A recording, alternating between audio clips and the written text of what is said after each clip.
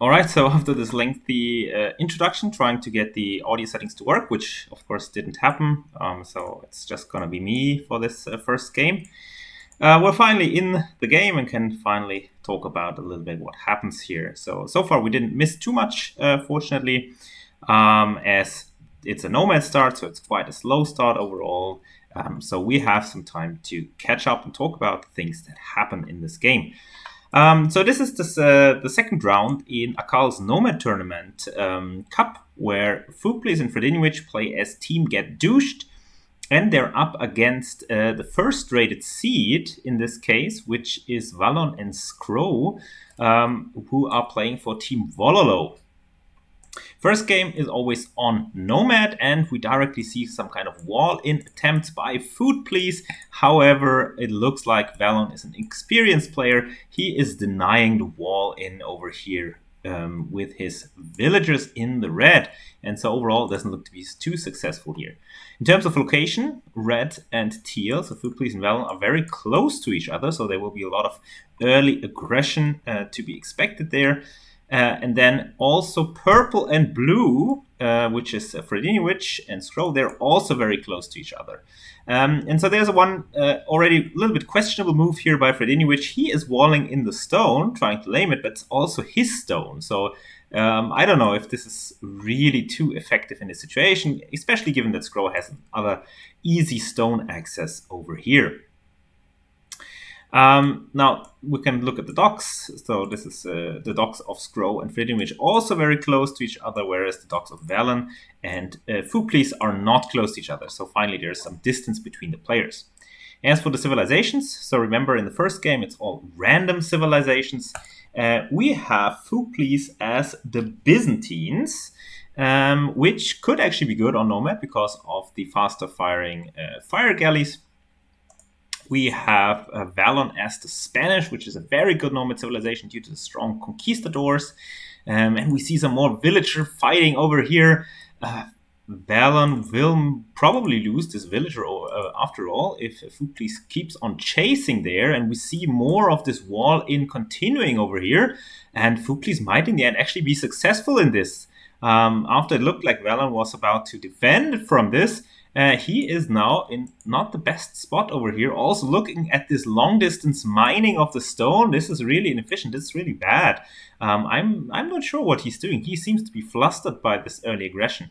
And okay, but I think it might. I'm not sure. There's a 5-minute delay until you are allowed to do some will fighting. So I'm not sure if Fuklis actually waited 5 minutes to do his first fighting there. But we'll have to wait and see. Now, Freddy trying to do some more walling in of the gold, but this won't be too effective.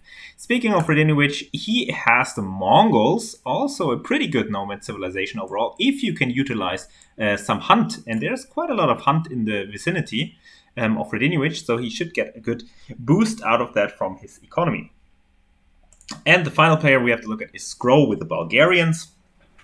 Now, Bulgarians maybe not the strongest Nomad civilization, however, they are overall pretty decent if you can make use of the bonuses. For instance, their upgrade to the militia, the instant upgrade to the militia line, which is for free. Or maybe we can also see some kind of crep host drops, which could be really devastating on Nomad, to be honest, because crep hosts are much like castles, but a lot cheaper, so you can just creep in with those during the game. Now, the players are advancing to the feudal age. Red and purple are already in the feudal age, and all the other players are following suit. And now finally, Skro is actually building a watchtower to deny the stone from Food Please, who is now also kind of, he's walled in Valon, but Valon has also walled him in. So yeah, it's a kind of a back and forth there. And I think Valon kind of in the defensive here. He's a little bit on the back foot. He's already thinking about transporting away, which might be a good move. However, stronger would be the move to just try to counteract this tower rush and then also start his own tower rush to deny the wood line here. But on the contrary, his wood line is being denied by the Tower of Food Please. So a lot of early game aggression, whereas here we have more walling off and a tower by Scron. So overall, score is pretty similar. However, the team Get Douched, which we are rooting for, actually has a small lead there. And as long as they stay on water as well, they will be able to keep that lead. However, it looks like Skro over here might have a edge over Fredinovic in terms of water control. The first fire galley will be destroyed from Fredinovic, and then all the fishing ships might be destroyed over here. Now 3 fire galleys for Skro against 0 from Fredinovic, so that might actually give the Team Wololo some chance to come back into this game. Some more tower wars going on over here. However, the disadvantage for Food Please is that he is not on stone currently, because he used to take this stone, but this stone is kind of walled out for him, so he has to walk all the way around over here. And meanwhile, Valon has actually access to stone, so probably Food Please thinks, okay, Valon doesn't have stone, but no, Valon has some stone access, so he can actually do some repairing here and even killing villagers from Food Please, which brings us to the overall villager numbers, which are absolutely even for all the players. I mean, there's plus minus 1 here or there, but overall, pretty even and close game so far. And yeah, the only thing that's maybe going in favor of Team Wololo would be this water aggression. However, Skro is not patrolling. That's a typical mistakes that we all do. I mean, he could have just killed 3 more fishing ships, now finally realizing with one of his fire galleys. But that might even then in the end be denied by the ships that are coming out of the dock. So he's not even going to get these 3 fishing ships. So what a disaster there for Skro. However, that's good for our team. Meanwhile, Food Please really allowed to boom away in terms of fishing economy. The same goes for Valon.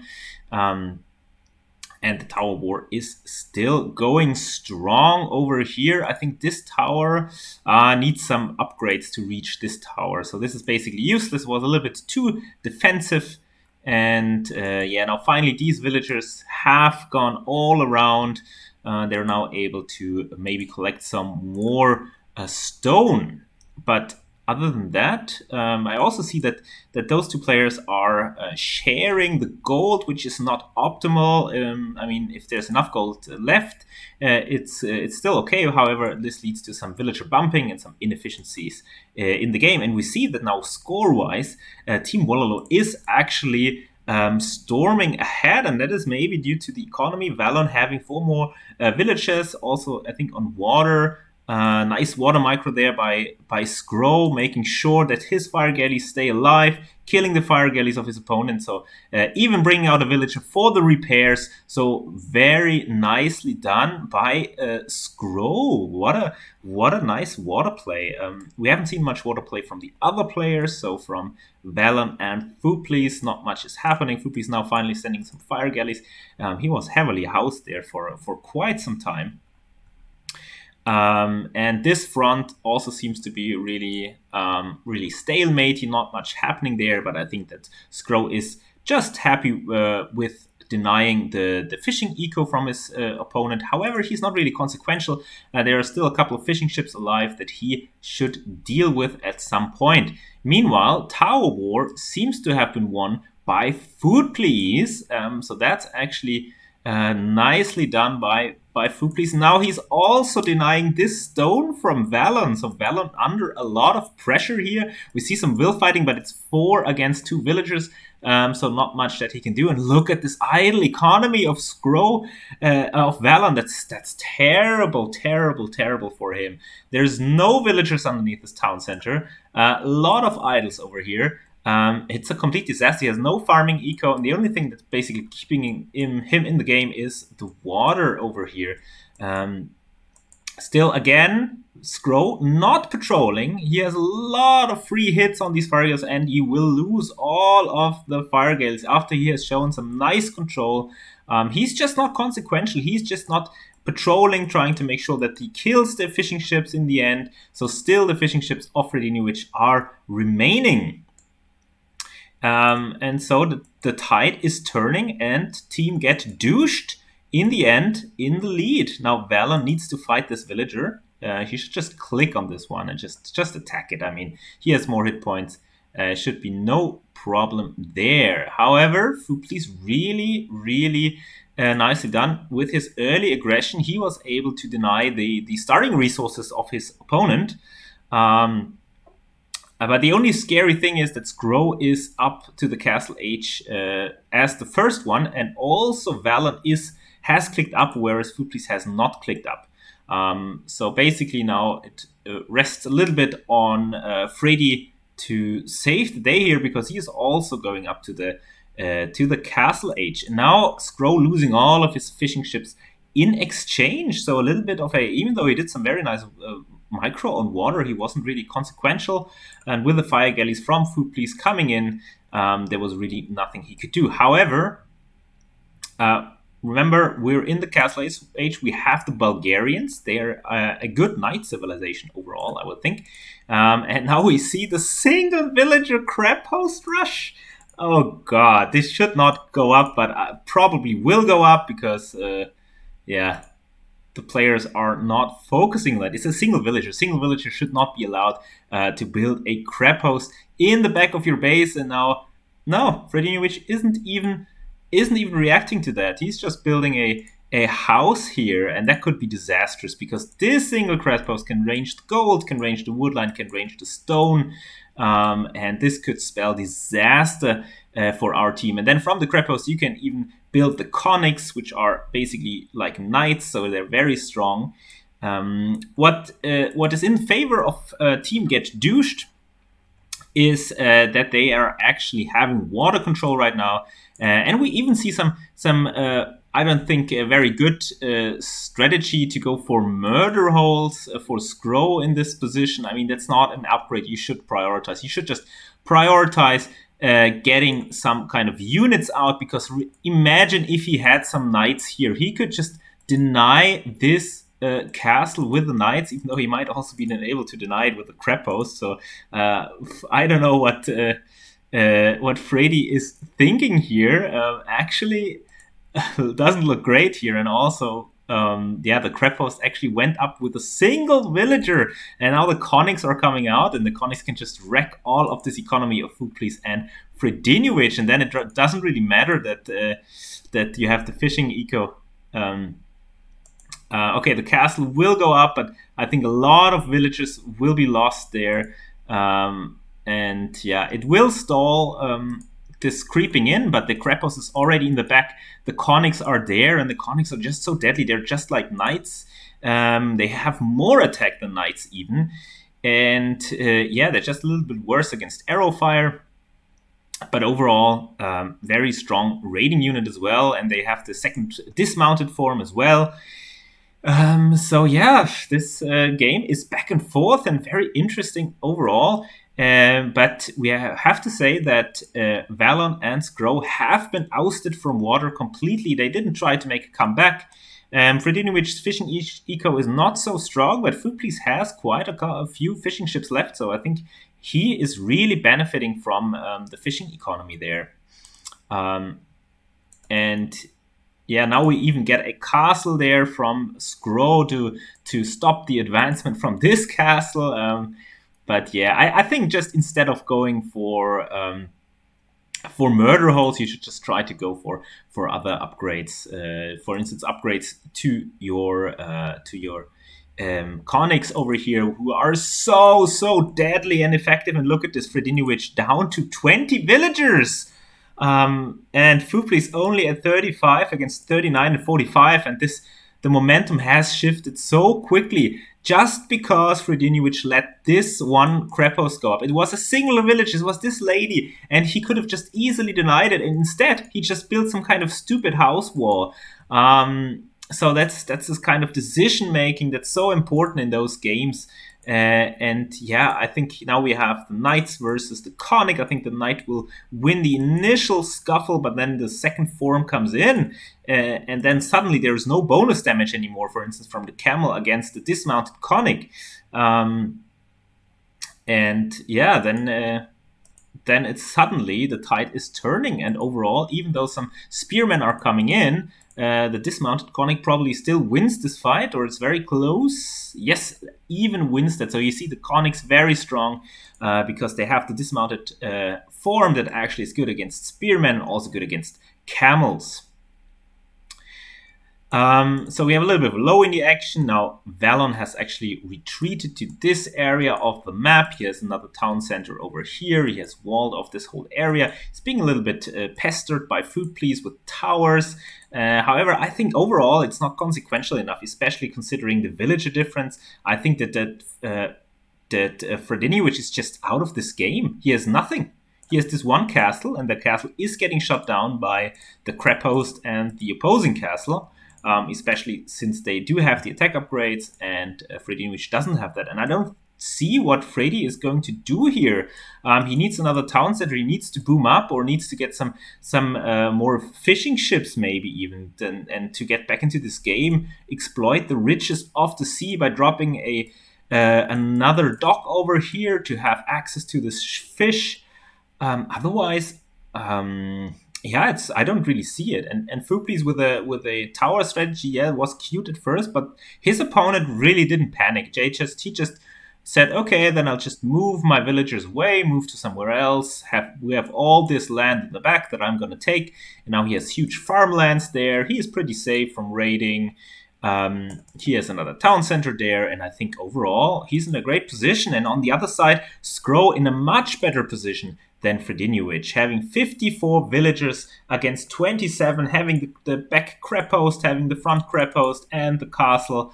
And there's basically nothing there for the other players. And now even coming in with a kind of a doubt castle is Skro. I don't think that's a good move, but it won't matter probably, although his villagers will probably get eaten by the camels. Okay, so he has to retreat there.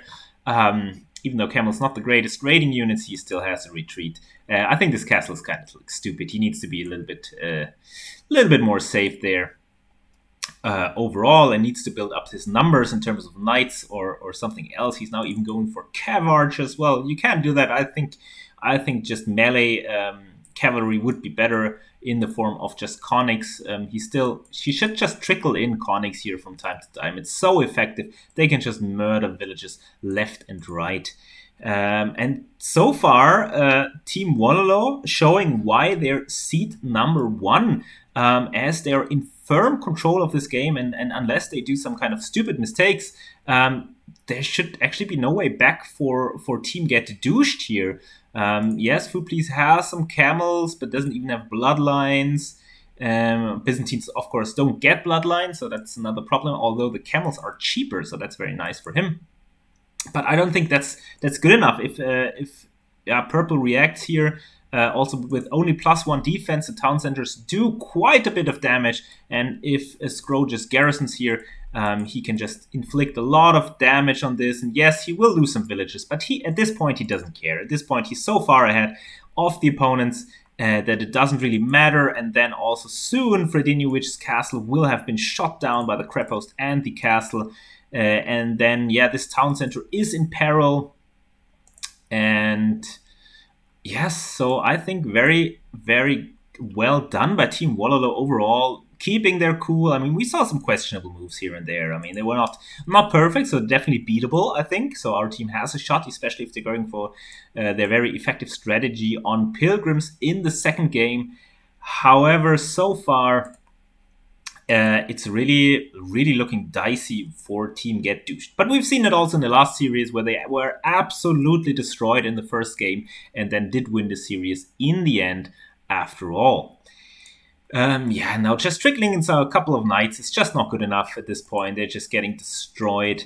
And I think once the castle falls, the town center falls, then I think we're going to see a GG soon. And maybe at this point, Skro can still think about maybe dropping the castle here. After all, he just needs a little bit of military to defend the builders, and then that should be good enough. Now, finally, this one battering ram will maybe be able to deny the crep host. However, now we're coming back to the decision to get murder holes actually paying here. So he's able to destroy the battering ram with the crab post. However, you see that only now Scrow is going for ballistics. So you see that the murder hole decision wasn't very good. He should have just instead gone for ballistics or something else. But I think the GG will come in soon because there's really no way back here for Team Get Douched, unfortunately. I think it was just a little bit too cute with the walling in instead of just playing the strongest game. Fuplis tried a little bit too hard to do the wall in and tower laming, which wasn't too effective because there was already a transport ship by Valon very early on, so he knew what was going on. Now we have this castle built. We have some cav archers, Bulgarian cav archers of all things, without many of the upgrades, but doesn't matter. We have the castle in the face of Fuplis. This town center will get shut down, and in the end, not even this Krepos getting denied. This town center will go down, and I think the GG will come in soon. And yeah, so I don't really see it for our team. Look at this mess of villages. Just a great migration coming in. The hordes from the east are coming from the steppes, and finally we see the GG of a Team Get Douched. And now it goes to the home map of our team. Wololo have shown why they are seed number 1. They had some weaknesses, they had some misplays here and there, but overall just a stronger execution overall. And I think one key moment was definitely letting this Krepos getting built by a single villager, and also then not capitalizing on winning water later on. I mean, okay, Freniewicz did build some more fishing ships over here, but I don't feel it was consequential enough already. We can quickly look at the timeline, and then we can try to speak to the players. And yeah, we see Fredinovic, this one point in the game where he just lost half of his villagers, and then it was basically already over from there. All right, so let's jump into Discord to try to speak to the players. And with me is Fuplis and Gummibear, and this time I can try to see if we can make the sound work.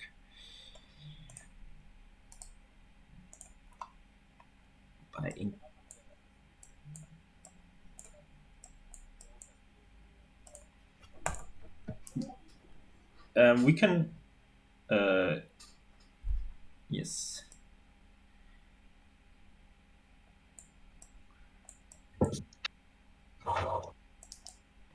So we can try. I don't know how it if it works. The problem is I can't check myself if you're heard. So that's the issue there.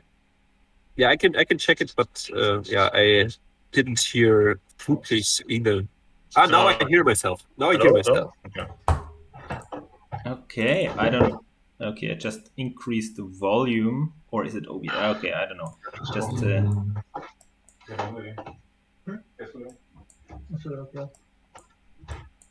Okay, so then we can discuss the game a little bit. Well, so are the players ready for the little chat we have right now? I mean, maybe. Yes, I'm here, Fredinovic. Okay. And Food is on the way to the toilet. Okay. So, Freddy, what happened with the crab post? There was a single villager building the crab post, and you just let it happen. Yeah, indeed. I didn't saw the crab post in the back of my base. I focused on but then you built a kind of a wall with houses. So you must have seen it. I saw them really, really late. You could have still denied it. You could have just sent one villager. That was brutal. Yeah, indeed. It was a brutal mistake by mine, yes. Yeah, but in the first place, it was quite nicely done to win the water, like the two of you. I think it made sense that Food beat you. And this gave you a huge power spike in the beginning, to be honest. And you missed the time up with the huge economic advantage which you. Yeah, it hasn't paid off. So we're lost in military on the map. The Kripos was just destroying in the back of my base. As I realized it, I had lost so many villagers. Yeah, you went to half your villagers. That was very unfortunate. Indeed, okay. But overall, yeah, as Goldbeer said, winning the water, very nicely done. But that one mistake, it was kind of like a bad move from Purple to just build it with one villager. But yeah, he was lucky that it went up. Yeah. So the players are in the lobby for the next game. Okay, Yeah. so it's gonna be pilgrims. Pilgrims, indeed. Our strategy. Okay, do your strategy and be a little bit more careful. So they're not the best players, obviously, and they like to do some kind of risky castle drops. At least Purple did that. Exactly. Okay. So also his other castle drop was very risky. So watch out for that. They boom very well as well, I think. Yes, they're boomers, traditional boomers, I would say. But they will get surprised by your strategy, I guess. And now so, it's important question we have is who is going to take which civilization, right?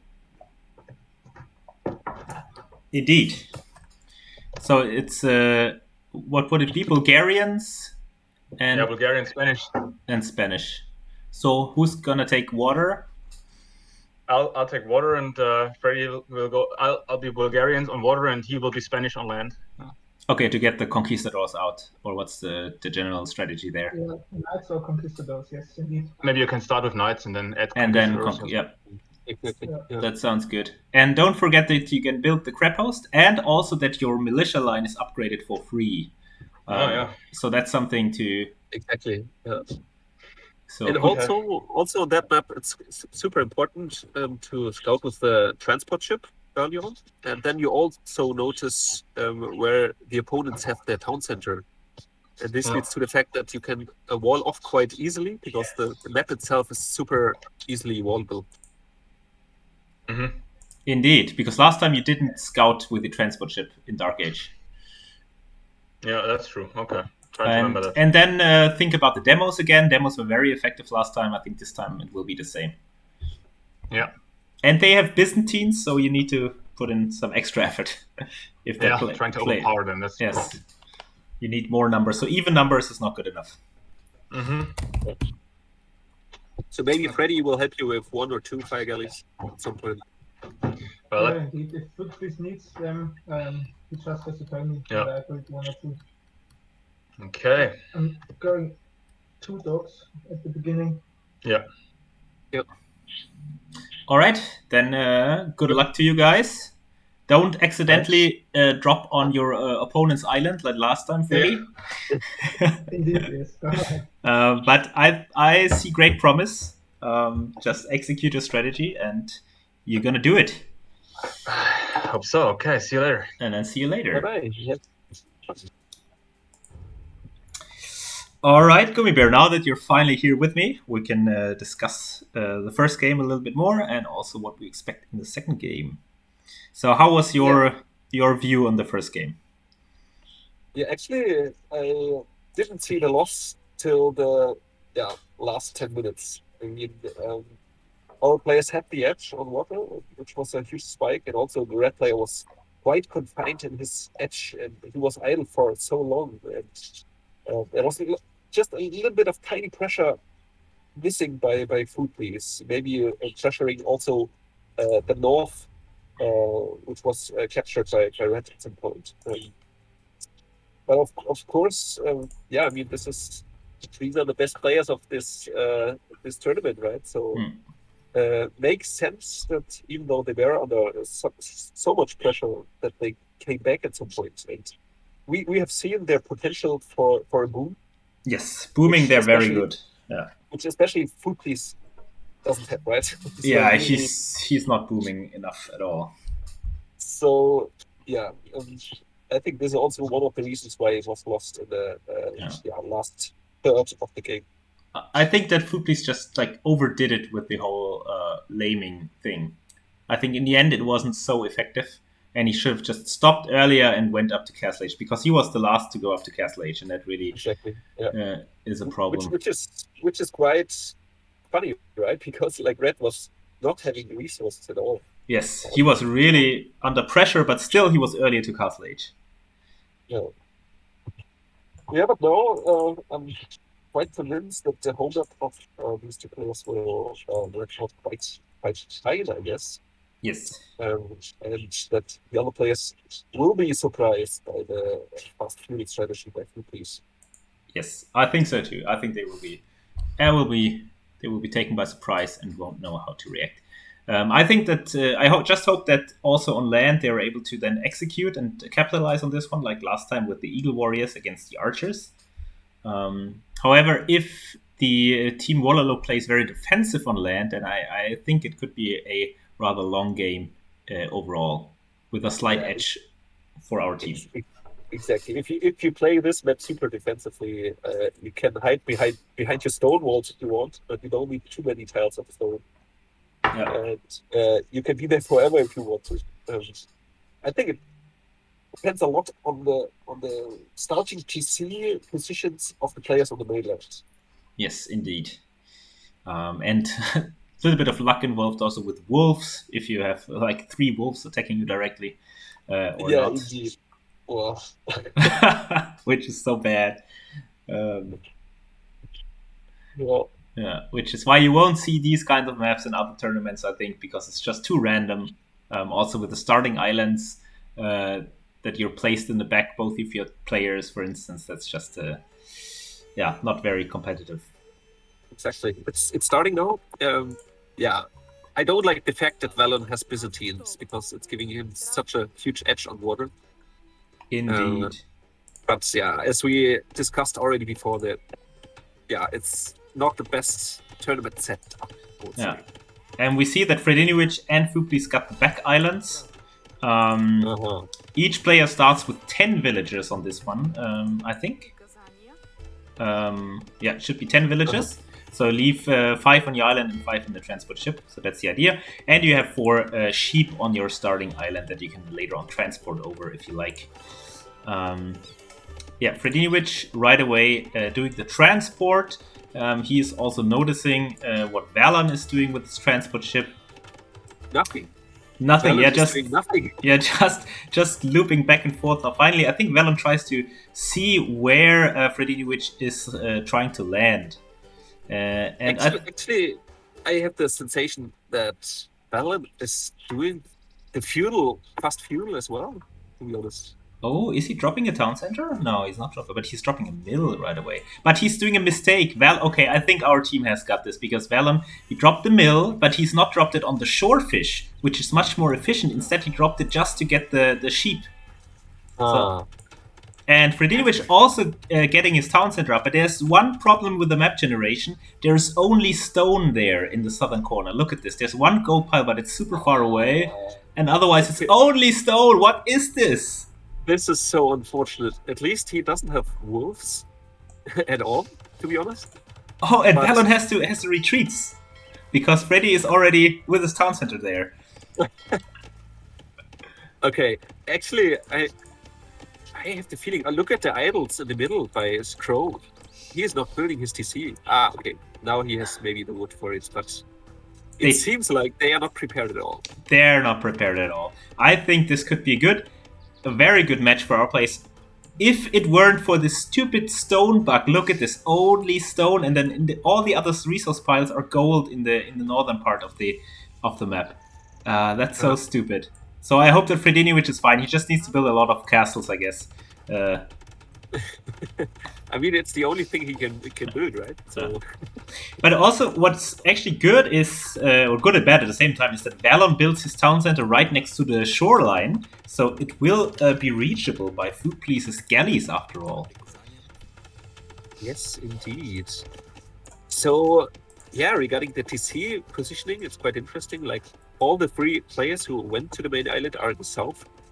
Indeed. So, if our players are scouting with the transport ship, which is not possible for the pink one, but for the red one at least. Yes. Food Police could decide to go for the north and be completely lonesome there. Yeah, completely safe. And also Fredinovic got his town center up super early compared to the other ones. So I think Scroll is still constructing the town center of his. Exactly. With just 2 villages out of the Now he's shuffling back and forth, like gathering some food with the hunters. That's not optimal. I think he should just get the town center up as quickly as possible to be able to produce. Well, yeah, I have the feeling that they don't take it too serious there. That they just didn't prepare it that well and are just like kind of overwhelmed by the map itself, like building a mill to get the sheep. Yeah, that's so bad. And then he didn't have the wood to build the town center, of course, because he just went for the mill on the starting island. So pretty bad. Fupli is now also building his dock on the island of Frediniwich to just have more reach there into the rich waters to the north. And also Frediniwich should, finally he's thinking about his sheep. He should just bring them over. I mean, it's free food. You should just take it while you can. And then also... Yeah, but still, I'm like kind of worrying about Freddy not getting access to gold. Like, if he's not spotting this single 4 tiles in the back of the map, he will be not having gold access for a very long time. Yeah, and the one that's closest to him is also like he needs to compete for this with red and potentially also with purple. So it's very unsafe. And he only on the starting island he only has 3 tiles. But what he might be able to do is if they're able to clear off Vallon and Scrow from their islands, then he could just take their starting gold, which is then in total 9 tiles, and that's more than good enough to last into the middle of the Castle Age, or late Castle Age even. I think you're right. Maybe this is the way to go there. Clean Red's initial base and just transport there with like 5 villages and gold access there. And that should be enough. But the problem is that our players don't know that. They don't know that there's no gold there. But so I'm also hoping that this works out overall. Oh, so surprising move. Scrow is already going to feudal before Foodplace does. I'm not sure what went wrong there. How is it possible? I mean, Scrow has 21 villagers and Foodplace has 31 villagers. So I think that Foodplace just overboomed here. He's not focusing on the mission. He's just like happily booming away, and soon his island will run out of resources even. Exactly. I think he played this one completely different to the previous ones.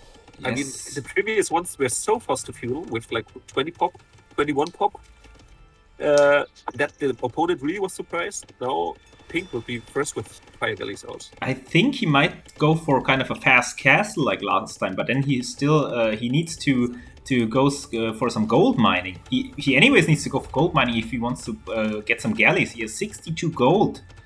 He can produce a single fire galley there. So I think now he realizes, now sends panic, sending 6 villagers to stone or to gold there. So I think his build order is really off. I don't get what went wrong there.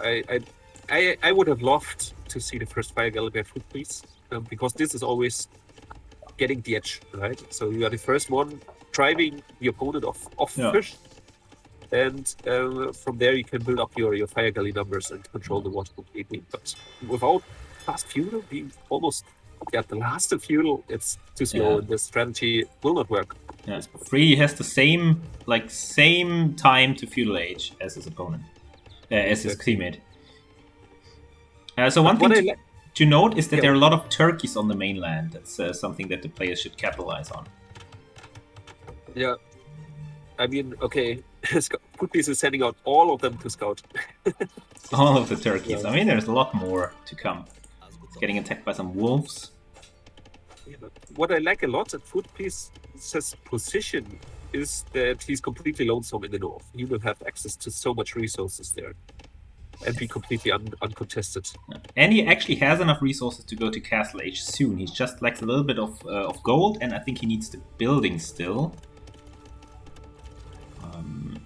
So that's also a thing. If you're going for a fast castle, then you need to kind of commit and also get the buildings up. Instead, for instance, he's going for a double pit axe, which is certainly helpful, but I think in this position it would just better to instead get the buildings for the Castle Age.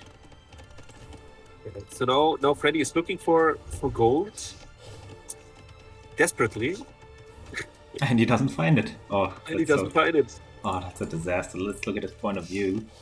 Oh, what a disaster. Yeah, he just needs to go for tower rushes, I guess. And Yeah, I think mass towers into castles and is the strategy. I think he will be thinking about going to Castle Age here. Oh, but he doesn't see his opponent. He's kind of doing a kind of weird walling because he doesn't know that his opponent is right next to him, that there's a barracks and a market coming up for red. Kind of a weird walling situation. They're just ignoring each other.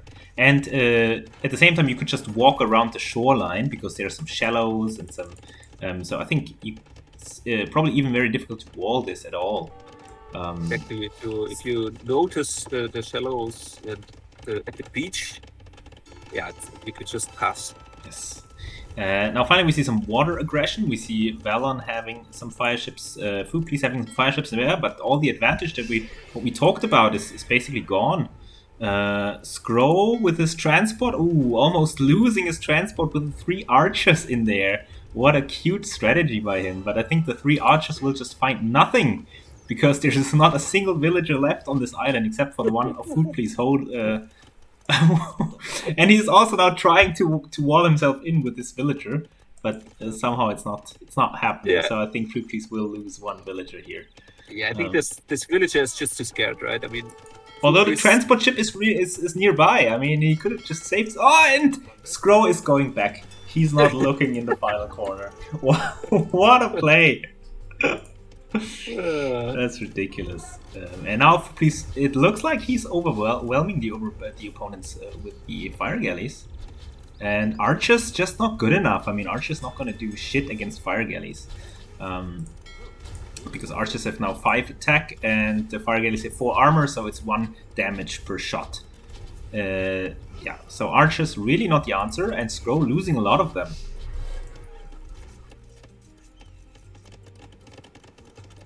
So yeah, Freddy, as we said, is just mining stone instead. He might sell it anyway. Yes. Because this is also a huge gold income, at least in the beginning.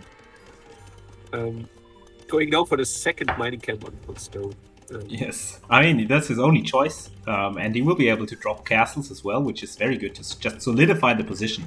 Because for him, if they win water, then for him it's just about solidifying the position on land, and so the stone is maybe good enough for that.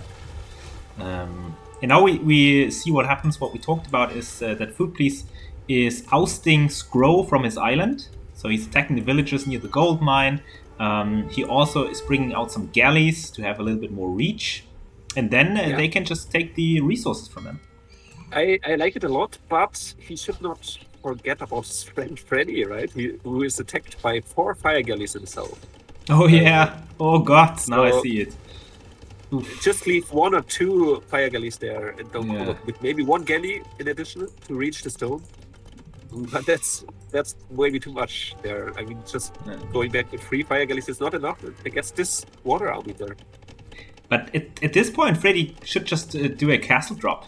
Oh, he just sold some stone, I guess. Or he's building a town center. But I think just a castle drop because his opponents have nothing on land. Look at this.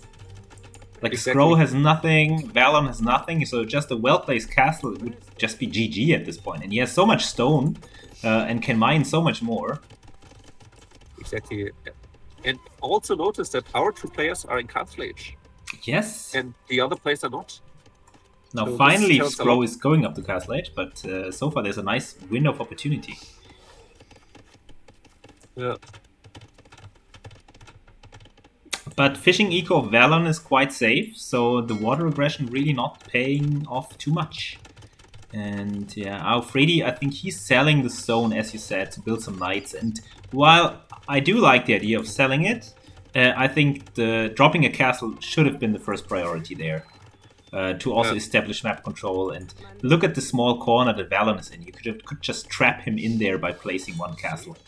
Yeah, but look at the damage this single knight is doing, right? I mean, there's no pikeman out. Red has to confine himself even more than already than he has already done. Yeah, that's true. And Now a single spearman is not enough, but I think Freddy is always a little bit too scared of spearmen. I feel like. And also notice the fact that Red is attacked on the first starting island, and will be off gold pretty soon. Oh yeah, that's true, and he also doesn't have access to gold because there is no gold on this side of the map. So Red is now desperately mining the last gold of the game. I hope. Oh, and in the nice. meanwhile, he is castle dropped finally. Freddy is. He's finally doing it. Yeah. But in a very weird location, but I like it still because it's still good. Red a lot. Yeah, it's still good enough because Red cannot break out basically. I mean, he could delete his market and then try to break out there, but Freddy is already everywhere. And now Freddy deletes this he's now going for somewhere else. I hope he doesn't drop it in the south because there's nothing there. No, he's dropping it there. Maybe he has seen the gold and is now super greedy about it. Yeah. I think it's a good move. I think Freddy, does with this castle. Basically, Red is out of the game. Castle can just shoot down all the buildings in the range, and then you can even think about creeping in further. Yeah. What I see, what is the danger, or which could be the danger if like Pink is attacking from the north, but Pink is not showing any type of aggression yet. Yeah. Even though Freddy is super open there. Pink has no life signs left, basically. He's in Castle 8, but he's not doing nothing. He's just producing a couple of spearmen, and that's it. Now the castle is up, and I think that's so devastating for Red. Yeah, I would love to see a town center nearby the gold by Freddy. I'm not sure if he noticed the gold, but he should have seen it at least. I think, he sees it. But so far, I think he's not too concerned with this so far. But he's also not taking any on the starting island. So I think that's one mistake that Freddy does, is he evacuates the starting island too early. He's not taking any of the resources there. He could just leave a couple of villages there. Because still, he has not mined a single piece of gold this entire game. Now finally he's dropping a mining camp there. Yeah. Well, so it's still no action at all by Pink. I don't know what Pink is doing, to be honest. Like, Scroll has 2 pikemen, and that was the story. Yes. And meanwhile, this gives Fuglease a chance to establish himself on land.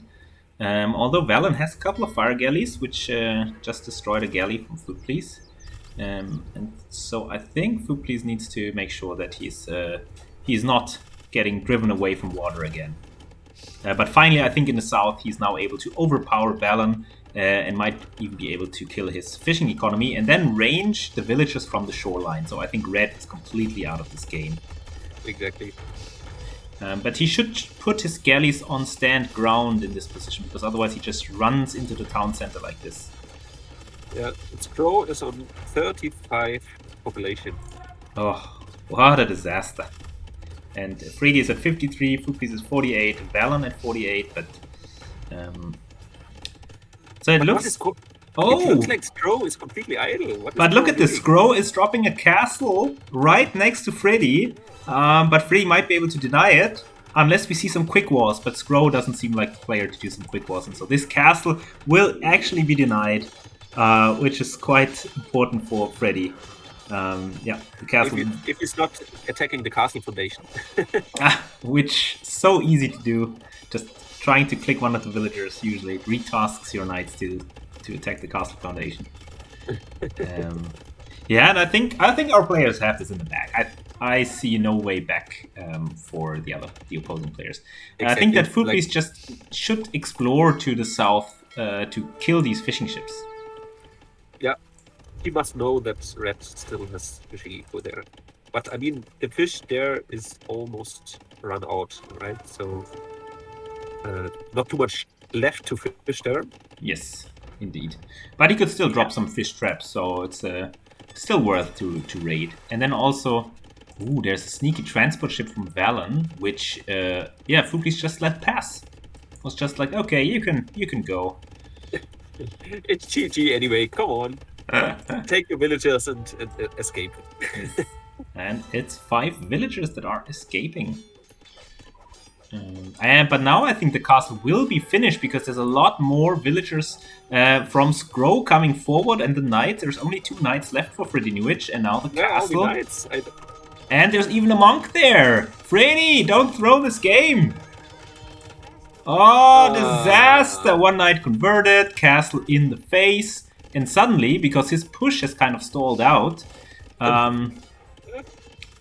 Why did the knights retreat? Freddy wants to do a castle. Yeah, but it's too defensive. That's too what is the position? That's the worst position he could do. That does nothing. The castle does nothing at all. Freddy. I think still they will win this game, but I think that a lot of things he can improve upon. We have the classic food please economy, by the way, on the starting island. There's a farm, and then we have like 10 idols there, 11 idols. So lovely stuff. Come on, this is ridiculous. He could just mine his stone there. Yeah, I mean, that's his trademark. I mean, yeah, but what a bad castle by Freddy Newitch. And also, he's not going for the conks. Just a few conquistadors should be very good, because they can just do some harassment from the back of the wood line or near the goal. Because the knights, they're just like they're walled out. They're being converted.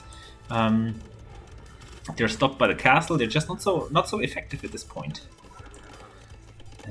Now the villagers that were transported by Valon have been found by Fruit Please's knights, and there's only a single villager remaining there.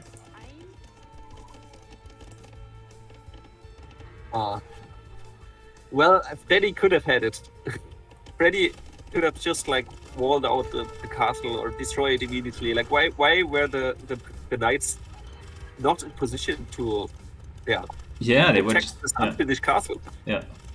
And now he will just lose a lot of HP on his knights under the castle fire.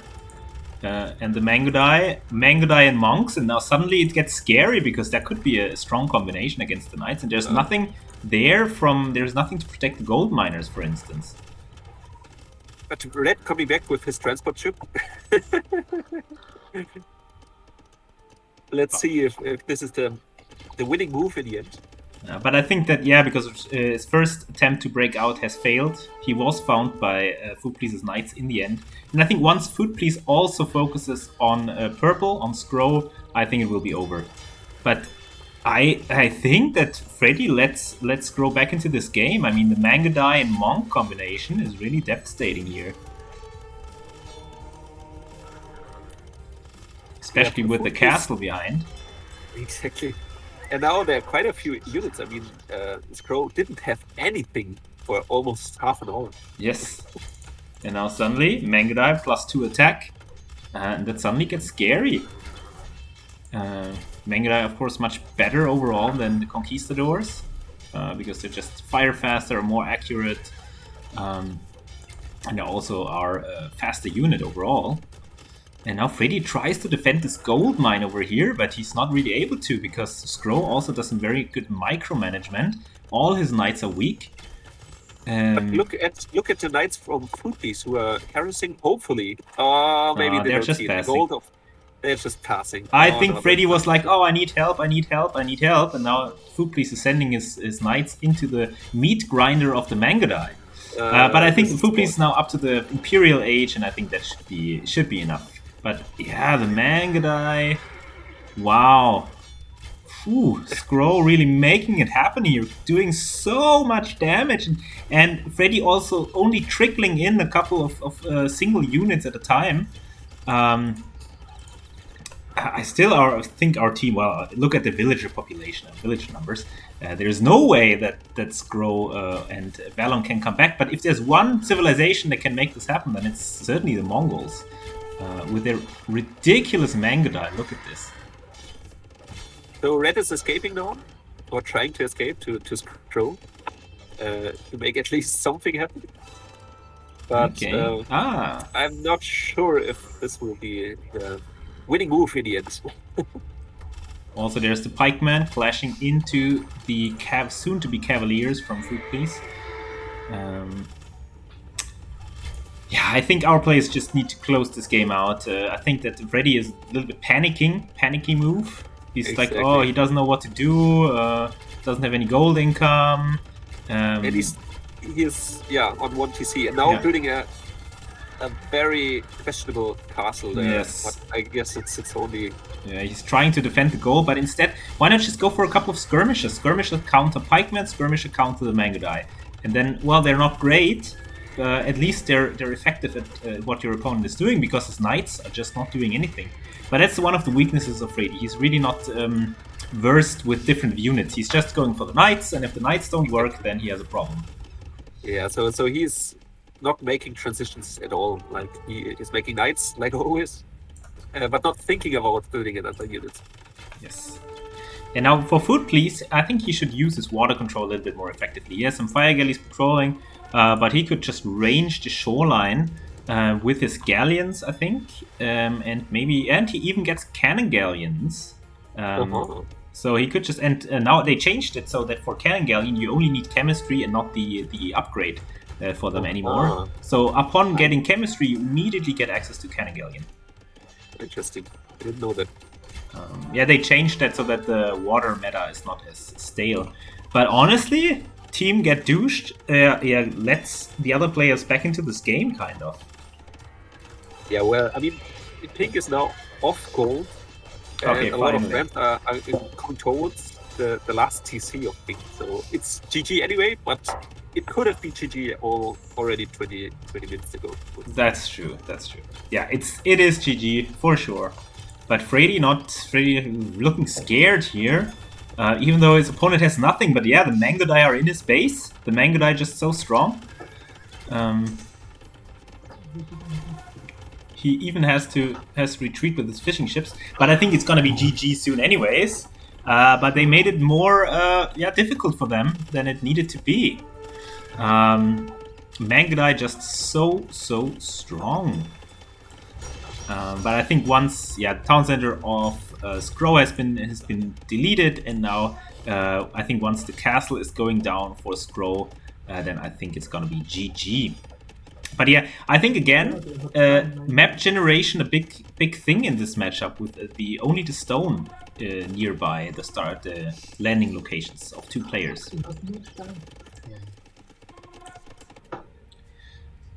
So, Kumi Bear, what are you saying? Any final words for this game?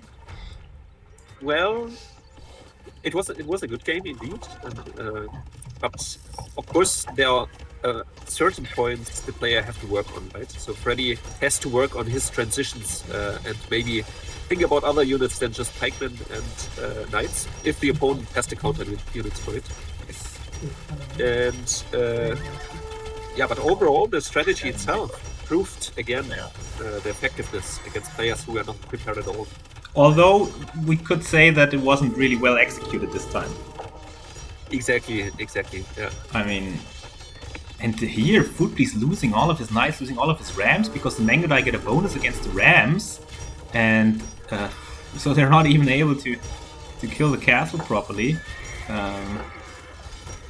It's just ridiculous how effective Mangudai can be, even in Castle Age. Yeah. But I think it's gonna be over soon. Yeah, I think I was surprised that Foodbeast was so late to the Feudal Age, and he wasn't even the first up to Castle Age as well. So something went wrong there, I think, for him. Yeah, we have to ask the players about it. Yeah. Okay, it's GG. It's GG finally, and I think if we look at the timeline, I think it was over for a long time there. Yes, but let's talk to the players. Hey, that was exhausting. I mean, okay, good job. Congratulations. So you did what you had to do and win the second game. So we were wondering about the strategy by you, Food Please. So you were very late to Feudal Age, and then also not the first to Castle Age. So what happened there? Well, I'm surprised that the others were so fast to Feudal. I had a bit of a sloppy start, but I was did not think I was so far behind. I mean, even Freddy was at the same time in feudal as you were. Yeah, I think this time I went too late on food, and then also I didn't have a good dock position, so I had to transport a villager to get a good dock up where fish was nearby. Ah, okay. So that delayed me. Yeah, but probably I just should have transitioned to food earlier, to shorefish. Yeah. Yes. Yeah, but luckily for you, your opponents weren't really prepared. So one of them went for a mill on the starting island right away to just take his sheep. So it wasn't even on the shorefish, just to take the sheep. So that threw them behind quite a lot. So from there on, it was basically free reign. And then the question for Freddy Newich. So the map generation was really bad because there was no gold near your location. There was like 5 stone piles, but no gold pile. Did you realize this? And then what did you do? Yeah, of course. I went around with like 5 to 6 villages. Of course, there are a lot of wolves on this map. And I tried to find some gold, but I didn't. So at least I collected the stone and sold them to go up to Castle Age. And I was the first to Castle Age, I believe. Yes, you were the first. And so, yeah, it denied me maybe a minute or two. I could have been earlier up. But yeah, it was the right choice to sell the stone. Yeah, definitely. So good job on adapting there, like checking that it's really there's no gold there, and then using the stone to your advantage. So very nice move there. Overall, I realized it really, really fast that there's no gold anywhere. Oh, really? Okay, because I wouldn't have realized this. I would have been like, okay, there must be some gold, but like really, there is no gold. Yeah. So, Freddy, one question. What do you think about maybe transitioning in the future when the opponent comes to Mangudai and Pikeman? To Pikeman at Mangudai? No, the opponents had like Mangudai and Pikeman, maybe? Why did you stick to Knights there? Yeah, I had the build order to Knights, and I had no gold. Yeah, but that's why you should go for skirms in this position. Yeah. Indeed, it would have been better, but have you seen the micro of the purple player? Yeah, that was insane. Yeah, he just had like 8 Mangudai and still to completely wrecked you. So did you see his archer micro on the island? He out microed my galley for 5 minutes. That was ridiculous. But he also lost a lot of archers there to the fire galleys at some point. And he didn't find your single villager hugging the corner. Oh, yeah. So I think another thing for if you're making to the next round, I think you need to exploit the resources from the starting island maybe a little bit more. Because, for instance, on Freddy's island, there were basically no resources taken, and also I could have taken gold there. Yeah. Indeed, yes. So maybe not by Freddy, but maybe by Food. Please just transport over and take the gold there, since you're already close by. But if I would have stand on my island with 43 villagers, they have transported some archers there. Oh yeah, if you recognize. Yeah, that's true, but that's of course some risk. But you could just stay nearby with the transport ship. And that would have just given you gold access. I think in this instance, taking the gold would have been beneficial. But yeah, you never know. I mean, usually you should have gold on the main island as well. Yeah, but well played indeed. Do you know yet what will be the next step? Let's see. Undefined error. Land Nomad again. Again, I see a pattern there. There is a pattern. I think most players just didn't prepare at all, and they know Nomad and Land Nomad. So, what kind of civilization? So we're probably gonna see the Franks again. Yes, we have to pick our civilizations. Now, it comes to the line. Oh yeah, which player should we pick? That's a good point. Yes. So last time you had Franks and Mongols, I believe. Yeah. So last time, I think what was clear is Scout Rush is kind of the meta. So one player should go for some kind of scout aggression, and if not just to deal damage, it's also just to be able to defend from opposing scouts. Yeah, I think we have to see about the food access with the scouts and the castle edge, because last time I had only 1 boar and 3 deers and nothing in next to my town center, and Yeah. so we changed our tactics. But Food Police has done these scouts. Yeah, I think one player should be enough. It's more about delaying your opponent that he's, but because if they're going for full on scout aggression and you have nothing, then it's gonna be difficult. Exactly. And the other player maybe is just a couple of spears in defense, or then maybe fast castle or something like that. And okay, So and, one thing Mhm. I don't want to have the Mongols again, because there was not so much hunt actually. So yeah, that's something we didn't talk about. The excess resources are actually all along the sides of the map. There's yeah, so we extra shouldn't go too piles. far. Yeah. And yeah, the hunt was kind of, yeah. You need to be lucky to have enough hunt. Yeah. So what would you prefer then? Maybe the Huns could be good. Huns. Okay, we can't do house walling then. Yeah, I think I'm going for friends like last time. Yeah, makes sense. I think Huns. I can go knights or cav archers, whatever is necessary. Cav archers. Your opponent last time he had the Magyars, so for scouts would be very good, and Cav archers also very good. Yeah, That's true. That could be good as well. I mean, you don't have an immediate bonus, but I think since the games go on longer anyways, it's very very easy for them to make use of their bonuses. So Frey just wrote in the chat with our enemies, give us a minute, please. He is drinking. He is drinking. Yeah, so that we have time to talk about the tactics. Yeah, because again, you won't be going for archers, and one of your opponents will go for archers. Yeah, indeed, I believe so. So maybe it's Crow, the purple one, because he showed in the last match that he has already a really good microing. yes, so this time it's probably not good enough, or maybe not good enough, to just overrun it with knights if he keeps his archers together and gets this death ball starting. So think about it, if this point comes in the game, think about siege, and not even also Mangala is one thing. So if he's medium in his micro, but if he's very good, then think about scorpions. Also about against cav archers, if your opponents go for cav archers, scorpions are a good counter in Castle Age because they miss less often.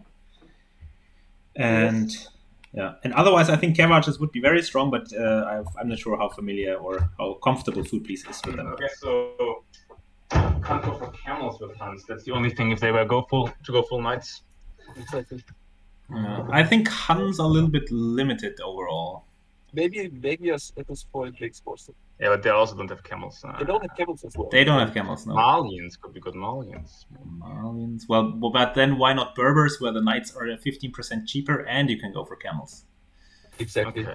Let's try Berbers. And you have they don't have an equal bonus. Well, they have, not really. They have the faster villagers, but that's about it. But they would have the camel archers, which are direct counter to other cavalry archers. Okay. Well, let's try that. That seems good. Yeah. You go, Franks. Okay. I think it's decent. I think overall, I think still Mongols would be better, or Magyars, but I think Berbers are decent. Okay. So then. All right then. Good luck, guys. Good luck. Yeah. Thank you. I expect great things from you. Of course. See you So soon. I will go to toilets. Yes. I will get a glass of water and then see you in the game. See you there.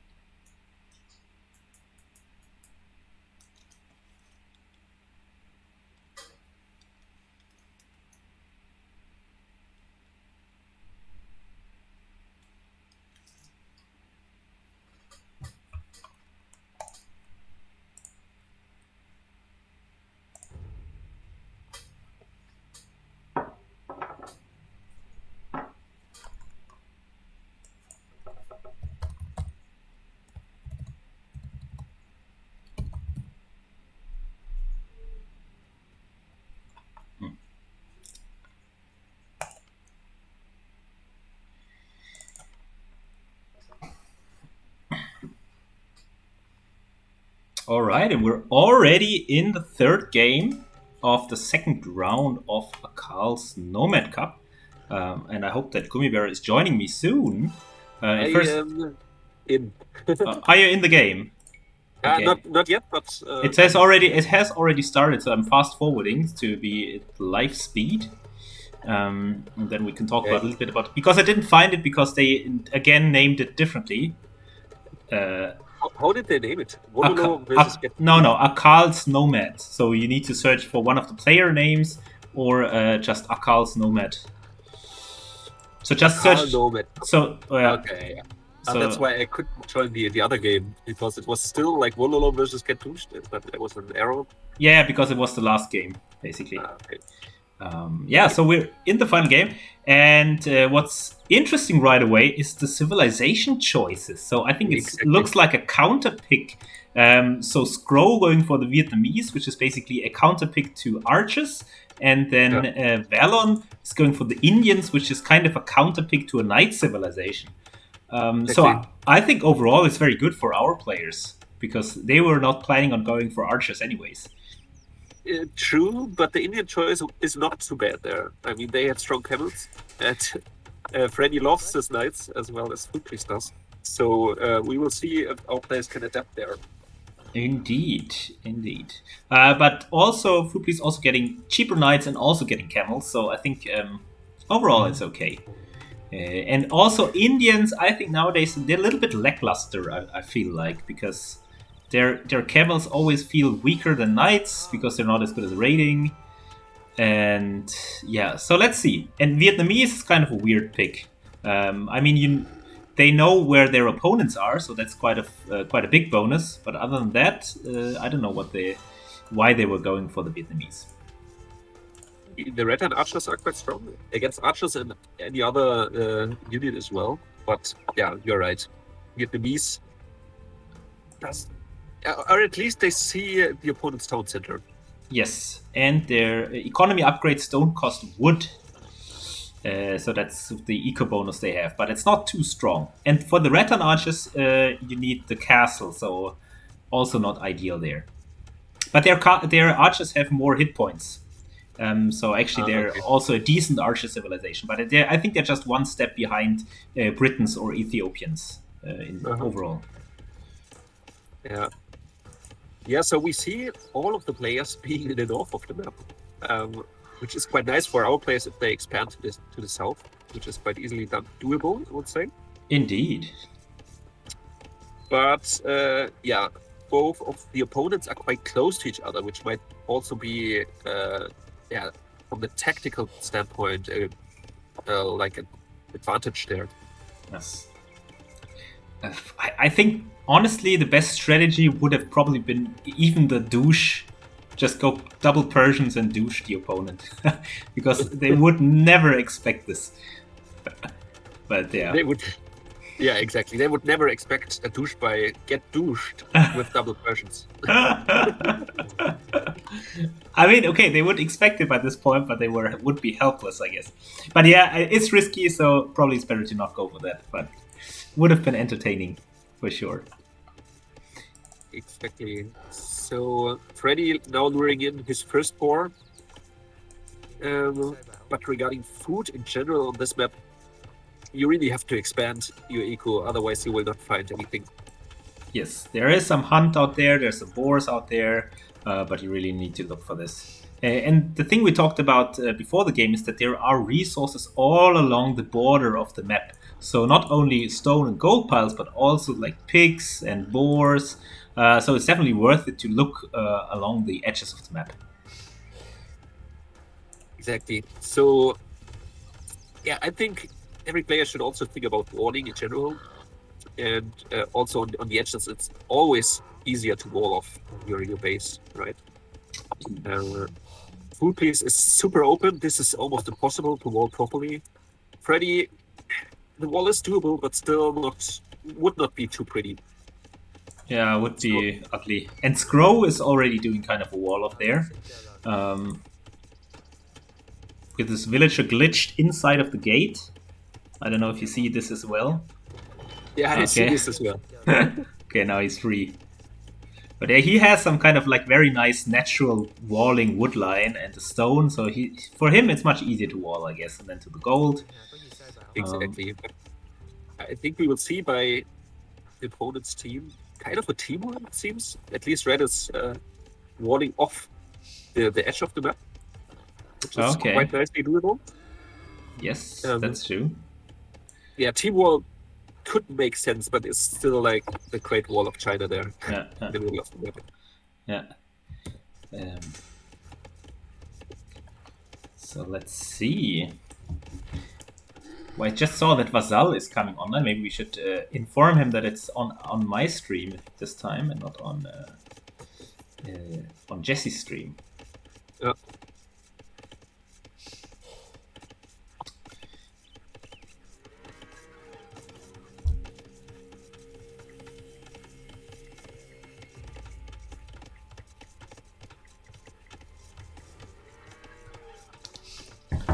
All right. Yeah, so of course, early game, not too much happening. We can look at the scouting information of the different players. So Fredinovic scouting, so he does not know where the players are, where the opponents are at this point. And Food Please is aware of the position of Valen, I think.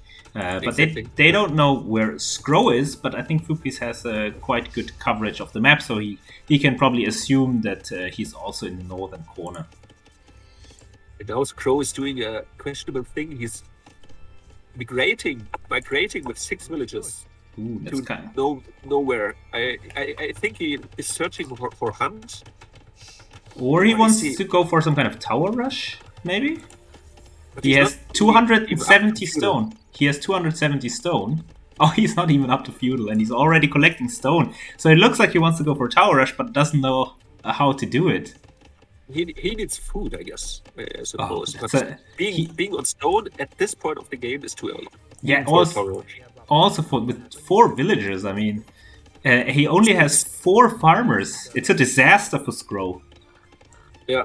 Honestly, disaster start. But that's very good for our team. Honestly, I'm loving it. Oh, he's going for the lame.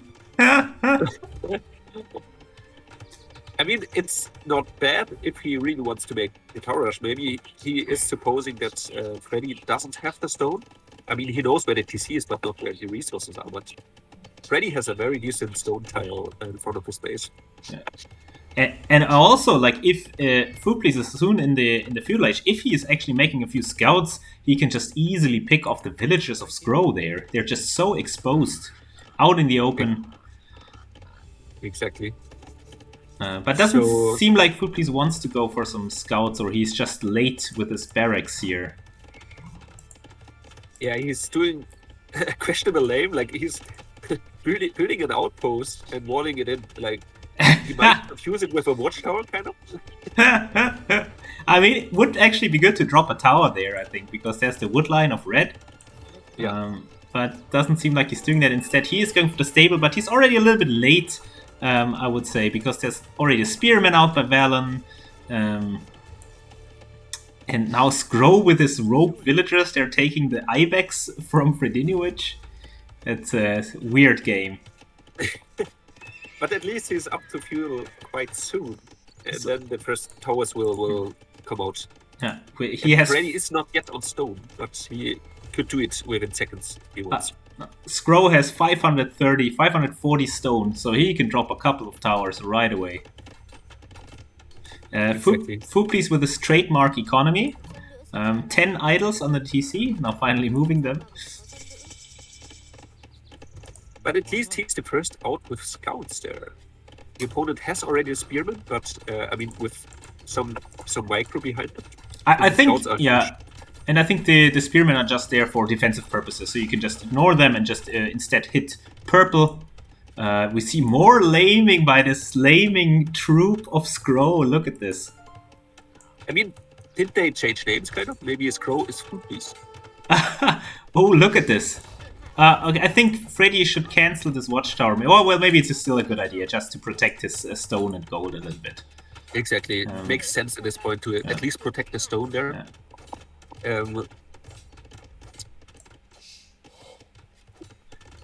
Even though I'm asking myself what Skro is doing. But Yeah. He's now coming back with the villagers. He still wants to finish the tower, but yeah, there's already... I think it looks pretty good for our team overall, I have to say. And where are the scouts? Food, please. they are passing the walls, Ah, not okay. attacking the villager building it. Okay, finally he Now he's realized. Yes. I think Like, scouts yeah. are just very good here. Yeah, just the attack upgrade would be huge at this Yeah. point. And that's why I would have liked the Magyar so much, because the +1 attack right away, and also the scouts are cheaper. But still, doing great job with that. You know, immediately hitting purple. That's so nice. Although the tower of Scrow will go up, I think. Counter tower will be too late. And it's a really messy game now for Fredinovic. However, Scrow far behind in terms of population, so in terms of villages. So overall, I think our team's still in a good position. If Freddy doesn't panic, if he's just doing the right thing, just shooting down the tower and retasking his villagers. I mean, he could just kill the house and just batter down the tower. I mean, the house in front of it has just 20 HP. Yeah, for sure. But he probably doesn't check. But I think that Scrow has already abandoned this idea, kind of. He doesn't repair his tower, so it's not much that's happening there. First tower behind the woodline of Fredinovic, but it's too far away, I think. But the second one is coming up, and that will force a response from Fredinovic on his woodline. Also, I think Fuplis was quite inconsequential with the scout rush here, because he only made 2 and really didn't make much happen with them. Exactly. Yeah. And now the wall is up, so Fuplis would have to go all the way around, which takes a long time. Yeah, I mean, he can use this one at least to scout the map of Scrow, who has nothing. Imagine 4 scouts in the back of Scrow's base. I mean, there's nothing he could do. I think Freddy is panicking a little bit. Oh yeah, he is. Rebuild his woodline in another location. I mean, he has all the map control. He could just go to the south anywhere. He's and stubborn. The opponent doesn't have anything. Yeah, he's stubborn, but well, maybe it's not the worst thing to be stubborn there. Now Fupi's losing a scout to the villagers. Now he's denying them. But yeah, and there goes the advantage of our team, kind of. Well, still in terms of villagers, there is an advantage there, but I think that Freddy should just make sure that this one tower gets better down, the one on the rightmost side, and then he can loop around. Exactly, Freddy could better down both towers immediately. Yes. Just delete the house, go forward with villagers, and on the other side, delete the walls, go forward with villagers, and just better it down, and then it's over. But it makes more. It makes more. It has higher impact than it should have done. Yes, and now even more villagers will probably be picked off, maybe? No, not quite. Freddy needs to repair the tower, hop in and hop out, so it's really stressful for him. Also, I don't know if he still has stone. Oh, yeah, he has some stone left. Fupli is soon reaching the castle age, going for Bloodlines upgrade, so he will be coming in with the knights, and that could really help alleviate some pressure from Freddy here. Oh, Freddy needs to repair the tower. Oh god. He's not realizing it. Oh, finally, but it's almost too late.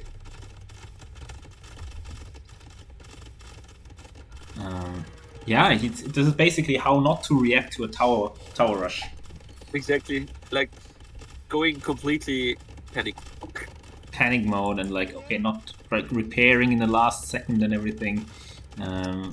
Instead of just rushing down, now losing a villager, and suddenly Scrow, climbing back up in terms of villagers. Now at 30 villagers, and that makes this game very even overall. Scrow, I think, he has a lot of idle villagers, he had a lot of idle economy, but still, he was also now able to move around and will probably be able to completely surround Fredinovic here. But the one thing that's going for Freddy is that he will be able to click up to the castle age. Yeah, that's true. I mean, it's so weird. I mean, what Scrow is doing is usually done by Footleys, right? Or by not by Freddy too much, but at least it seems to be, influenced by food, please. Yes. Kind of. And now look at the questionable castle by Red. Why is he building a castle behind the wood? Ooh, he wants to save his wood line, but there's no tower coming in there. So I actually could be very effective a tower there by Food Police to just force up a castle. Exactly. I mean, Red could have built the castle directly in the face of Food Police, without question. But now look at this. There's camels out, and Freddy is making his first scouts. That's just way too late. Just save the food. Just get knights instead of this one measly scout. Even though the scout will be able to pick off a villager here.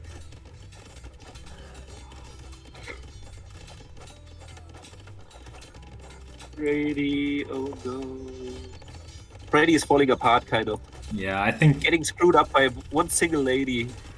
Oh god. Oh god, this is so disastrous. And now the camels are the perfect counter unit, as we talked before. At least Foodless realized he has to make a tech switch and going onto camels on his own, which is quite nice. In terms of score, Get Douched is still pretty much ahead, but I think that won't last. I mean, maybe if now Freddy is able to get out of the stranglehold by his opponent, it might even be worth it to buy a lot of stone and get a castle up or something. I don't know. But he needs to make something happen. Yeah, now Pink's attack is supported by some scouts, and Freddy has nothing in his hands. Ooh, now he has one knight, but the knight is not going in the right direction. Yeah. And so the scouts are free to do more damage. They're on the gold miners. Just use the knight, Freddy. You have a knight there.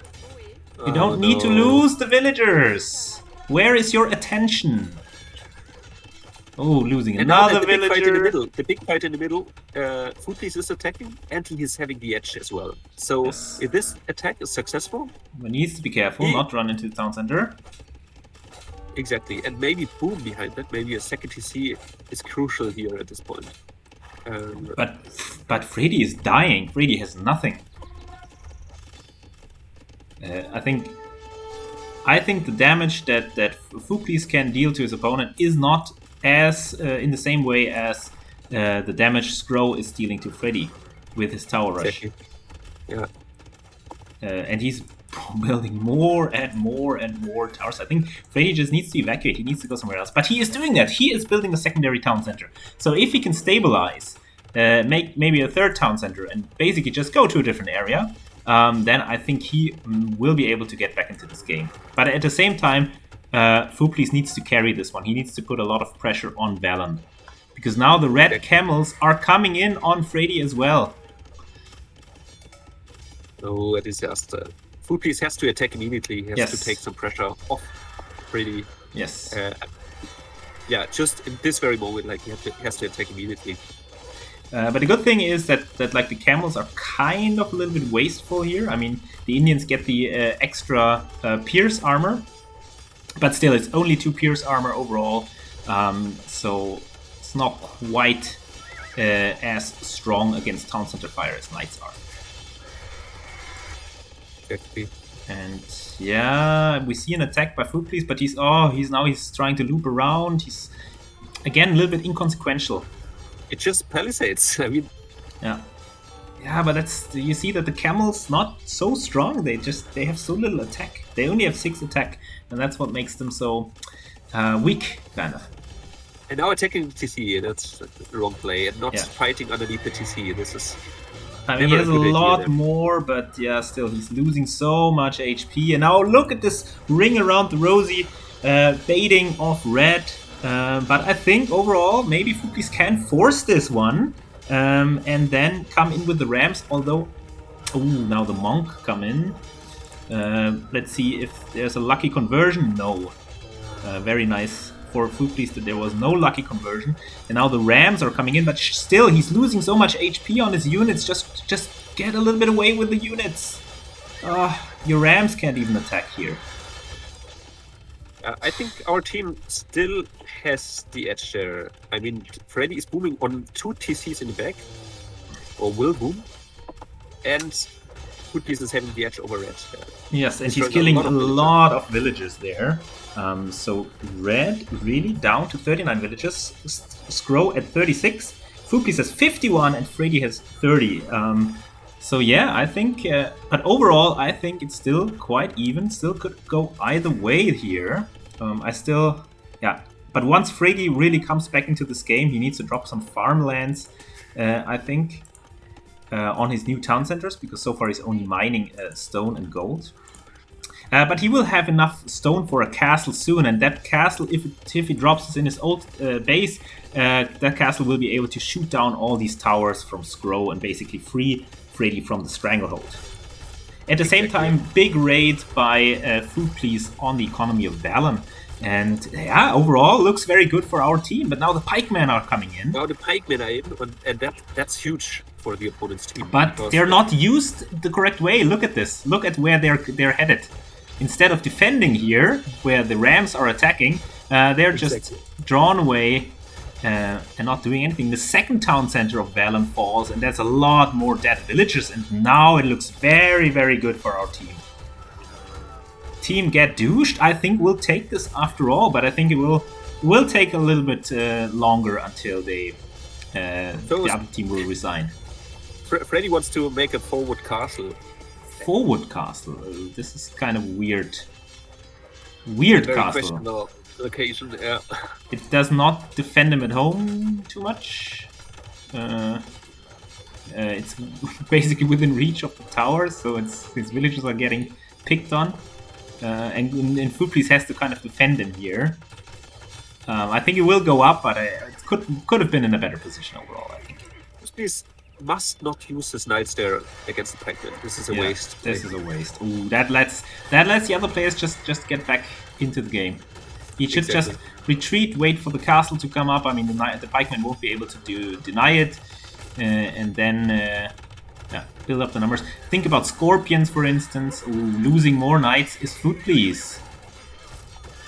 Losing all of his knights is Food Please. And I think the castle fire in Red's base will now do the rest, what is needed to kill these knights. Although he doesn't have murder holes, but I think the knights are still toast anyways. I mean, it still looks good for our players, but yeah, this was not a good move at all. Losing all the knights. But I think, it gave Freddy maybe the chance to go back into this game. But problem for Freddy is that he doesn't have the food economy. He has only 5 villagers on food overall, and that's just way too little. You can't even have a single town center running. And now finally he realizes that and adds more farms, but he should just go for the Ibex maybe at this point. Exactly, yeah. Also, his villagers at the north are completely idle. But I think overall he has stabilized. He's down to 29 villagers, but Valen is down to 23 villagers, and Food is up by 62. So I think they got this. Yeah, me as well. Yeah, there's no way back for the opponent's team. And I mean, both of them are on one TC, and on the other hand, our players are on multiple. And the population also tells the whole story, right? Yes. Especially by Food Please. And the castle you talked about earlier from Red, like, it doesn't make any sense there. It doesn't really protect anything. If he had built that more to the front, then he could have had a much better position. And now we also see cavalry archers, we see scorpions, and that will then also be the counter to the pikemen. Exactly. Yeah, so Freddy should just build rams. I mean, he could have made it already an hour ago, almost, kind of. But just clear up these pesky towers. I mean, they are still doing damage there. But I think at this point, he's done enough. He has held, he has expanded, and as long as Food Please is winning, and that's what he does, there is really no way for Wololo to win this one. Yeah, so well, I mean, this is the best team in the bracket, right? So if they win against Wololo, it's not completely improbable to win the whole season.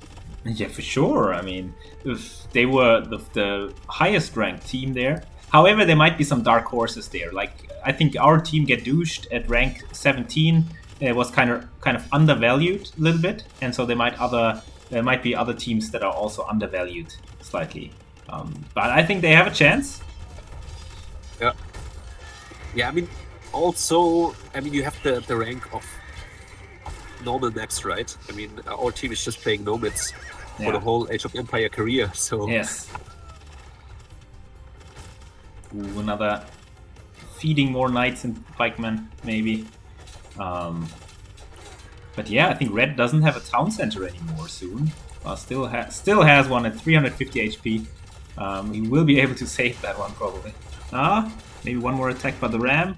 It's not quite enough. But I think that's it's gonna be GG soon, I guess. Now finally some of the towers have been cleaned up.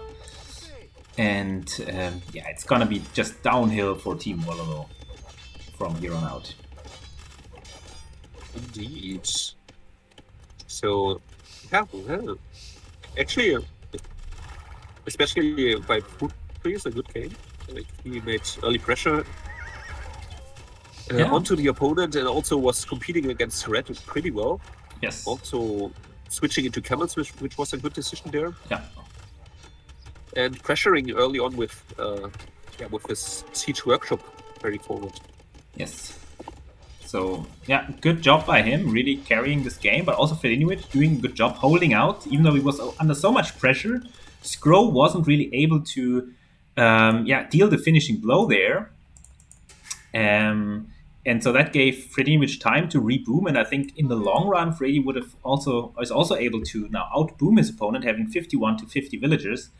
So he's also making kind of a comeback happen there. We have a pause here by Food Please. So again, maybe with the pauses. Maybe it's the leg trick, right? You say you have a leg into what you resign just.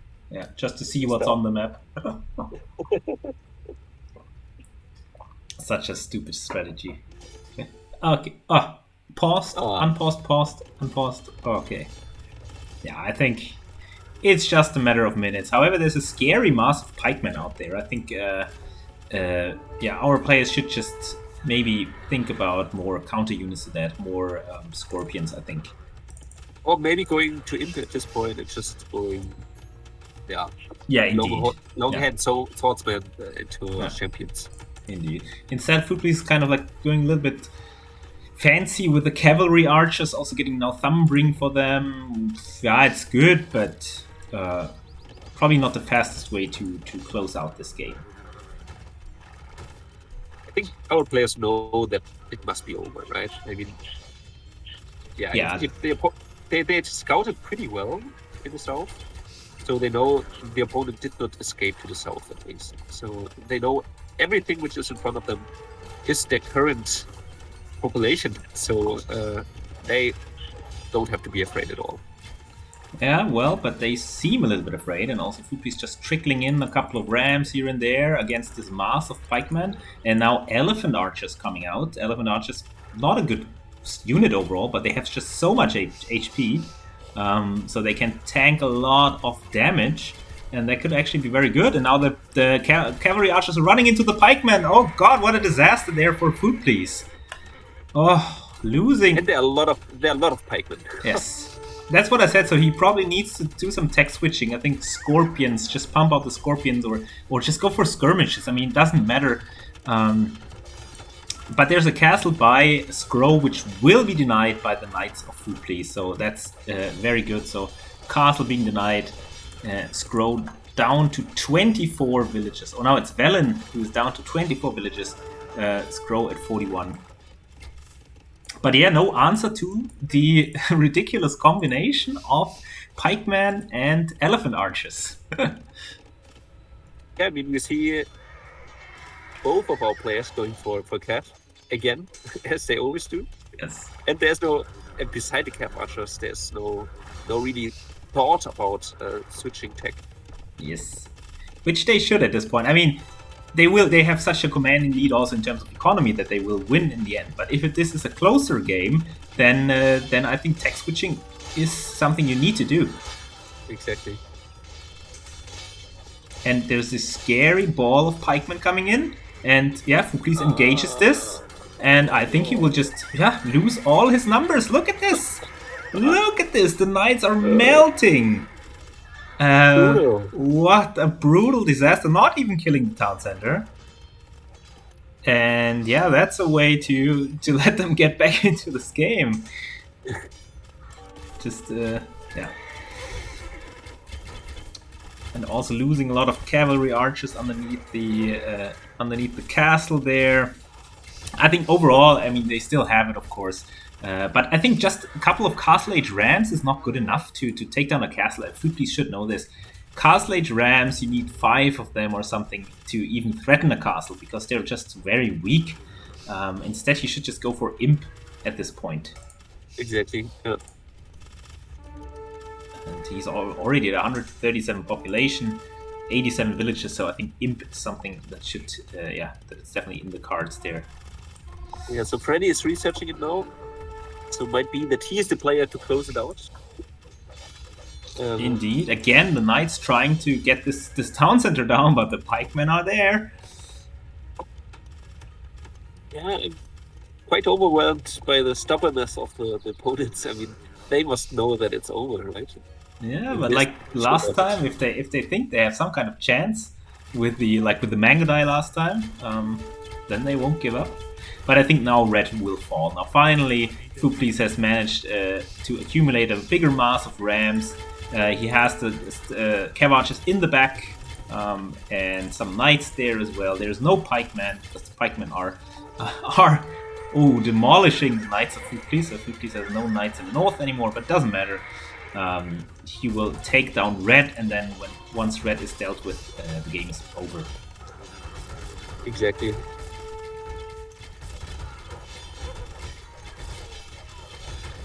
Yeah, castle is down. Next thing will be the town center. And Red is down to, I don't know, 20 villagers at this point. 19 villagers, and there's really no coming back from this one. Yeah, and these are like migrating villagers. They are not. They build a town center anymore. But, well, I mean, okay. It's quite a shame that the game comes to finding the last unit, right? Yeah. Kind of. Oh, and now I think the cav archers will all get demolished by the pikemen. If they are not microed, they could be microed really easily. Well, they could be, but I don't think Fuklis is paying attention. He's again pausing the game. Yeah. And now look at Scroll, who is researching Imperial. Okay, so we have comments in the chat. Who was the winner of the first game? So first game was won by Wololo. Second game was won by douched. And now this is the decider game. So whoever wins this game will win the whole series. And indeed, we're seeing elephants. Elephant archers, to be precise.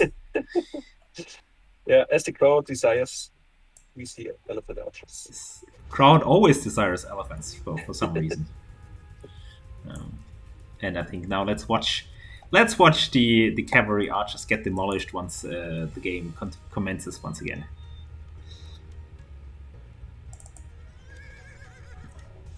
I don't know what Fuklis is doing there. I mean, even if they have lag, it doesn't matter. They won this game. They should just play it out. I don't get it as well. Yeah. Maybe they are already celebrating, kind of getting the beer. Yeah. Getting the beer, yeah. And I think at this point, for instance, you see your opponent is on his last leg. He's making counter units. He's making pikemen. So I think Freddy should switch into maybe throwing X-Men at this point with the Franks. Oh, this would be huge. And Freddy has enough castles to do it. Yeah, and Frank castles are cheap, so you could just also make more. But yeah, again, it's just knights. It's the single unit. Yeah, I mean, it's their weakness, right? I mean, you know the team, and you know what the perfect counter is to that team. I mean, getting the pikes out is enough. Yes, focusing on the pikes early could be enough against them. But of course, we're not really allowed to criticize as we're not in this tournament, and yeah. So maybe we'll be in the next tournament. Exactly. Like my courage is raising, I guess, Okay. while I see these games. I mean, I thought in the first place that it's not really possible for our team to win because it might be that the other players just played 2,000 games and are just prepared perfectly kind of. Yeah. But yeah, at this very moment, I'm convinced that also Peter Hose and Gummibär Green could do some wins there. Indeed, I think so too. I mean, there's so many sloppy plays here. I think we could definitely win a series or two. Oh, So again, we have a very long pause. I mean, what is this? And the chat is is your last typing 14. weekly? Should we quickly look into the Discord here? Not even in Discord channel, okay? Okay, because they're in the same room. They're physically in the same room, so they don't need Discord. Well, maybe the girlfriend of Freddy wants Freddy to stop. Well, mine certainly isn't. She's saying that a new team is rising. In a reaction to our plans to also join the tournament. Good hell. Oh, shit. Okay. So what is happening? There's what's still a happening? pause.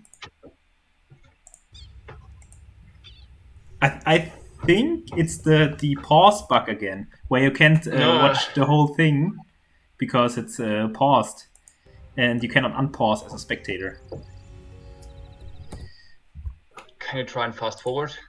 No, it's like yesterday. It's the same thing. No. So, but I assume you won this one. We won. You won.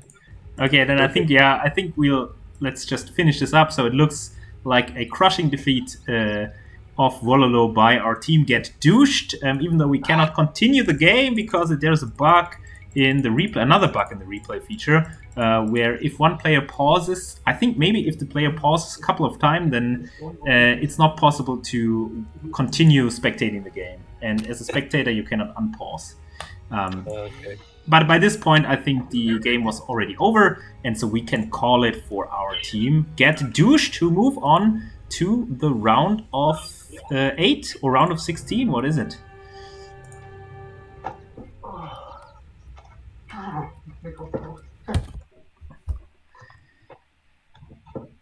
So I think it's the round of 8.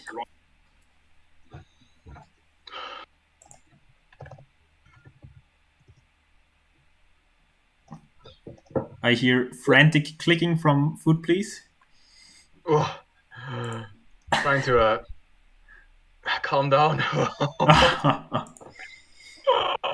So,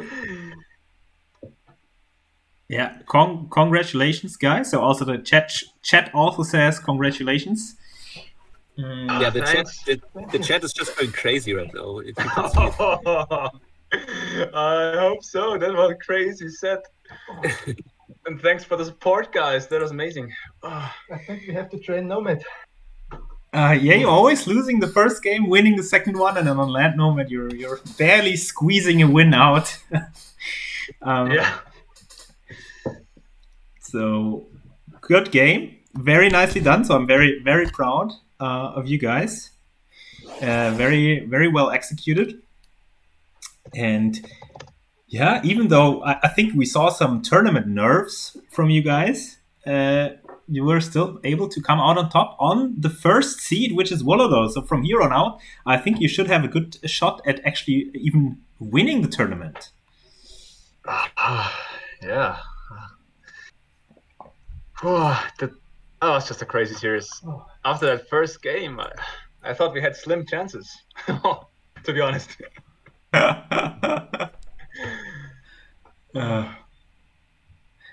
I mean, it wasn't as bad as the first. Like in the last series, your first game was much worse than this time. Okay. So because last time you didn't have any chance because they could just destroy you, and this time it was kind of more of a back and forth. Exactly. And then second game was well executed, was well done. I think there you didn't the others didn't have much of a chance, even though the execution wasn't flawless. And this game, I think, also very nicely done by you. I think the Civ choices were also very good. I think theirs was a little bit questionable overall, I would say. No cavalry Civ. Well, the Indian, they had kind of the counter picks. So the archer counter pick and the cavalry counter pick. So overall, Indians could work out very nicely because they if you guys are anyways going for knights, so camels are good. But it was just not enough. Yeah, the red player got overwhelmed, and then they had only the option of going pikes with the purple player. Indeed. And he had a lot of pikes. Oh, demolishing your knights. I lost a lot of knights. I think you should have switched a little bit earlier into more scorpions or something, but overall, you won. Got a bit fixated on the red castle. Yeah, the red castle did nothing. It was like the worst castle ever. So you could have just ignored that. Indeed. Yeah. So Freddy, I think all of us did already the same mistake you did. Not battering down the tower because you thought like they're completely walled in, but they weren't. Have you been too afraid maybe at this point? No, I tried to battle down the first towers, but there were too many towers, and the towers in the back I tried to deny it with counter towers. But overall, he circles in my base with towers, and I tried to get as less damage as it's possible. Go to castle age, and then let's see. And with the castle, I got my base back. Even though the position was maybe a little bit too far forward, you should have just deleted a couple of farms and put it there to shoot down the towers. Indeed. But I think overall very, very nicely done your hold on that one. I just think the first couple of towers, I think you could have maybe denied. You will see it in the replay if you watch that one. Yeah, I have a look at it. And one time I tried to battle down the towers, and then the red player came with some camels too. But by that point it was already too late. By that point you could not. You were already in the stranglehold. Nothing you could do. But you did a very nice job, like getting the auxiliary town centers up. And rebooming, and also your opponent was really weak because his villagers just ran around. He was in Dark Age. He didn't have enough food to click up to Fuel Age, and he was on stone with 4 villagers and ran around with 6 villagers. So basically, he had like 10 villagers idling. That's the problem on Land Nomad, and I tried to get a fast castle with a lot of farms. But it was stopped by the purple player. Yeah. So maybe it would have been a much better gameplay by me if the towers weren't come up. But now it is. I think we won. So you won. So it was a good game. Yeah, very nice. I think that just purple wanted to go for a tower rush, but didn't know how to do a tower rush. It didn't look like he had practiced this one. I would say it was a strong tower rush. I was. You will see it in the replay. It's so bad. It's really. He could have done like much more with it because he just idled half of his economy for 20 minutes, not even getting a single tower up. Okay, then it wasn't well executed by him, but it paid off in the late game. Yeah, well, it didn't. I think you defended well enough that it didn't do enough damage. So I think you still were in a better position compared to. Yeah, him. You see it at the timeline. I haven't lost a lot with the tower rush. Yeah. So I think overall, I think defense was very good, and so nothing to complain about there. Very nicely done. I think you're all set for the next set in this tournament. Yeah. See how far we can advance. So what's your goal, Food Please? What's the final goal of your team? Well, the goal has to reach the final. Okay, so it's now the round of 8 and then round of 4 and then it's the final. So maybe we can have a quick look at the brackets.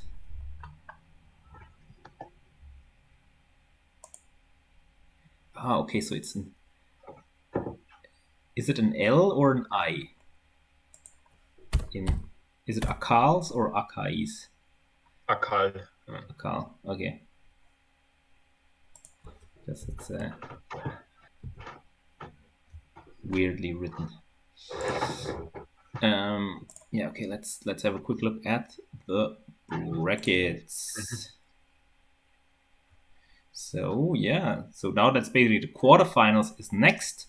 And it's not quite clear against whom you will play, because I think there's still one match from the first round not been played, or two matches from the first round not been played.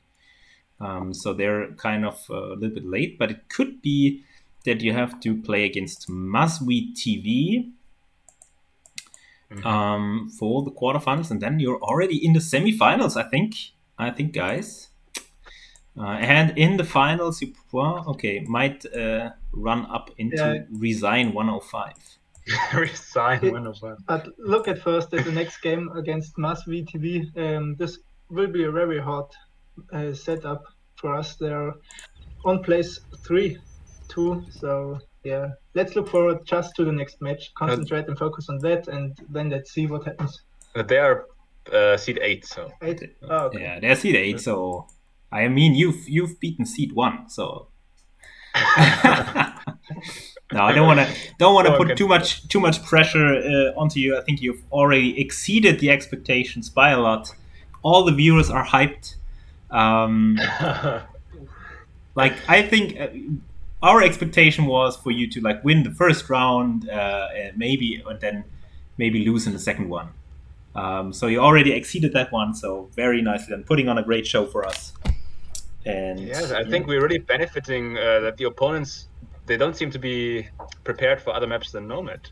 They're not training. They're not looking at the maps. They're not analyzing them. Exactly. And even the maps didn't have any crazy strategy or anything so far. Because I think for Land Nomad, that wasn't kind of the optimal civilization stair for them, I think. And especially the Tower Rush, it is so expensive, and on Land Nomad you have so less food to click up to fuel or cartilage then very fast. So I question the choice there. Yeah, definitely. And if he wants to go for a Tower Rush, why not just go for Koreans or Incas or any civilization that benefits Tower Rush? Yeah, indeed. So very weird choices there. Yeah, I was afraid that they would go Water Nomad and they had a crazy strategy for that or something like that. No, just Land Nomad. Well, I guess they want to play Arabia, but they can't, so they chose Land Nomad. Indeed. So I think we will do another training session this week at some point. Yeah, probably. Maybe, if it works out. And then I would say we train once Water Nomad. Yeah. Just to try it once more, just to be not absolutely unprepared, because we see what happens to teams who are not prepared on a specific map. They're just not able to win. Mm-hmm. So I think we need to train once more on Water Nomad, and then also on Basic Nomad. Yeah, absolutely. Because although your this week's performance was better than last time's, but still, yeah. We have to win at least one game on Nomad in this tournament.